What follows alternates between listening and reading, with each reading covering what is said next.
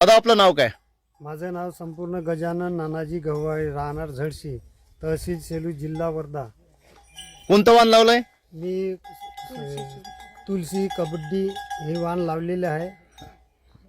किती तारखेची लागवड आहे? ही आहे 15 ते 16 जूनची लागवड. आणि अंतर किती ठेवलं? अंतर 4 ते 1.5 फूट आहे. 4 फूट मोठी आहे आणि 1.5 फूट अच्छा.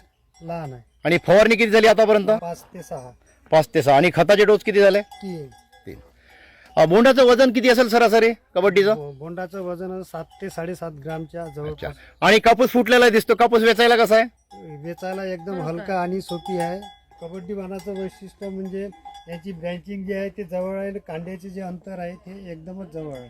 जवळ आहे म्हणजे जवळ सिरीजच्या सिरीज बोंड लागतात. अच्छा. आणि सरासरी किती बोंड असतील इथे कबड्डी या प्लॉटला? या प्लॉटला 70 ते 80 बोंड पक्के आहे. पक्के. आणि पात्या फुलं किती आहे? वेगळे आहे. मी संपूर्ण शेतकऱ्यांनी जर मला विचारलं तर मी त्याला सांगेन का कबड्डी हे वाण तुम्ही आपापल्या परीने किती टक्के लावता येईल हे लावण्याचा प्रयत्न करावा. प्रत्येक शेतकऱ्याने कबड्डी वाण लावायला पाहिजे. वाण तुम्हाला आवडला? बरोबर. पुढल्या वर्षी किती लावणार आहे कबड्डी? पुढच्या वर्षी अर्धा म्हणजे 9 ते 10 पॅकेट राहणार आहे. 9 ते 10 पॅकेट लावणार आहे. अच्छा. ताई कसं वाटलं कबड्डी वाण? छान वाटलं. छान वाटलं. बोंड वगैरे भरपूर दिसतात प्लॉट मध्ये. अच्छा. वाण आवडलं तुम्हाला? कापूस वेचायला कसा याचा? हलका आहे आणि म्हणजे कापूस जड आहे. जड आहे म्हणजे कापूस वेचायला सोपा आहे आणि वजनदार कापूस भरतो. आणि भरपूर बोंड लागलेले दिसतात. आणि बोंडाचं वजन सुद्धा चांगलं, बोट जाळं, वरचं सुद्धा बोंड जाळं दिसत आहे. किती ऍव्हरेज बसेल तुम्हाला इथे कबड्डीचा सरासरी ताई?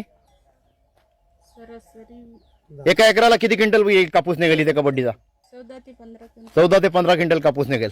वाण तुम्हाला आवडलं? आणि परिसरातील शेतकऱ्यांना काय संदेश द्याल?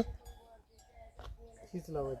आम्ही परिसरातील शेतकऱ्यांना हे संधी देईल का तुम्ही पण कबड्डी वाण हे लावा. प्रत्येकाने कबड्डी लावायला पाहिजे.